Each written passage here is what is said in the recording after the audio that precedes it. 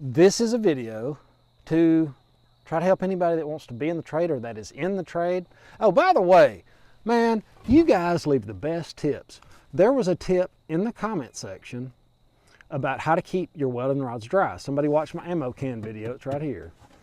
And they said another way is buy the big can, get out what you need, and then put the rest in a vacuum seal bag. That is a great idea, because I'm in a point in my career where I don't do much stick welding anymore. It's all MIG gun welding, and I have other people doing it. I could care less to ever run a MIG gun. I'm a stick welder, TIG welder. That's what I do. That's what I've done.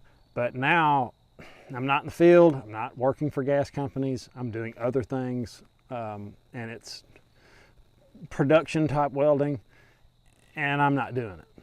But anyway, all right guys, I'm going to cut those off and make a guardrail around that electricity box, because I hit it going wide open in medium gear in a MX 4700 Kubota. It flipped it all the way over and on the ground. So I'd love to blame that on somebody else, but it was me. Had the bucket up, it's dark. You know, you want some excuses? I got them. I'm a welder. I got some excuses. I made up most of them. We're going to, oh, that is awful. Hey, right out the gate. That, my friends, is not a very good torch tip. That needs to be cleaned. As soon as you fire it up, you know. Let me fire it up again, just so everybody understands. And I know most of you guys know this, or a lot of you older fellas know this. Just fire it up where it's just kind of out there and doing its thing. Just, you want it not, you don't want it like this. Don't do that. Please don't do that. Run that baby back here. Oh yeah, now we're using the torch like it should be used. Follow me? Roger. All right, now you want to crack that acetylene just a little bit. Okay. Now, right now, that torch should be that long. This little 8-inch flame should be this long. About to show you, but. All right, we're going to fix that, because if I do not fix that, when I get done coping these 4-inch saddles, they're gonna be gnarly and slag all over them. And maybe I'll do one. Maybe I'll cut one with a semi-dirty, you know, most people would use it torch tip, and then I'll clean it and I'll cut another one for you guys. And you can see the difference. It's in the tip. It's in the tip and how you set your torch. And after that, it's up to you. You know, how steady you are, and how you, another tip real quick, is how you get into position. And when you move, when you're cutting, you get more into position. So you're going to start a little bit out of position, like I'm not real comfortable, but as you cut, you get more comfortable. That's a good tip. So let's do it. We got to get some new strikers. Oh, and by the way, it is better when you hear that pop, a lot of times it pops junk off the end. You want a little explosion to help keep your tip clean.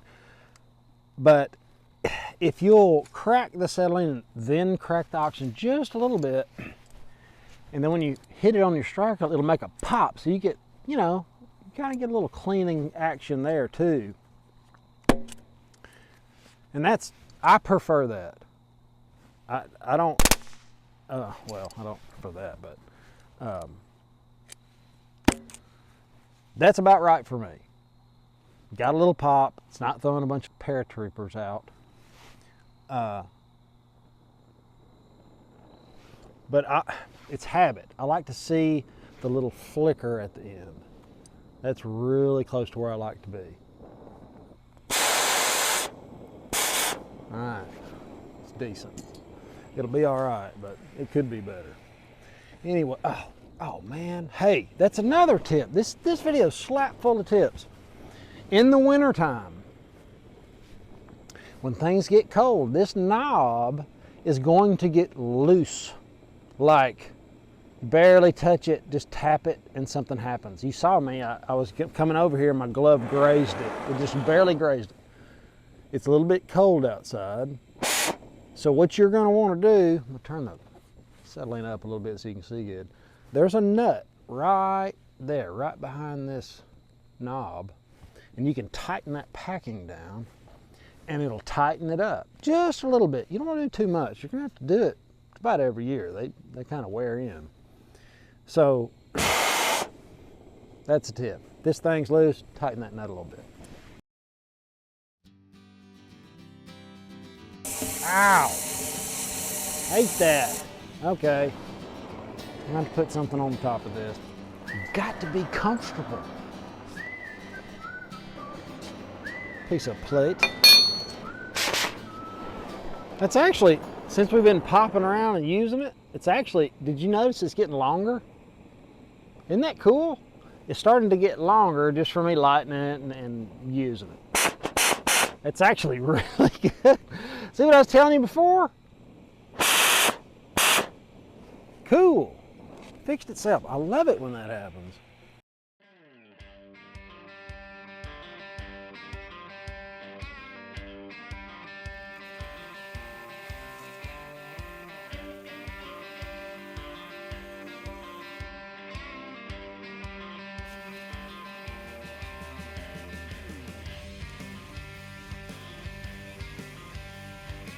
Here's a little tip for you. Hope you guys can see. So I want to start right here, right? Well, I'm not going to start right there. I'm going to start up here. And I'll blow a little hole and then I'm going to come back down into it.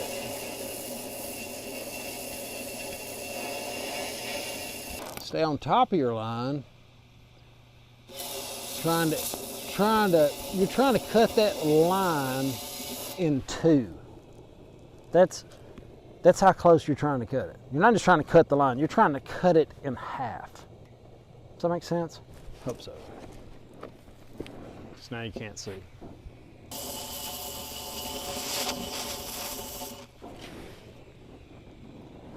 That baby sharpened up. That is what you want. Woo! No, I'm not gonna touch it. I'll show you guys. It is so dark you can't see. Slag just flicks off there. There's no slag. Now, what I am gonna do is I did cut it straight, okay?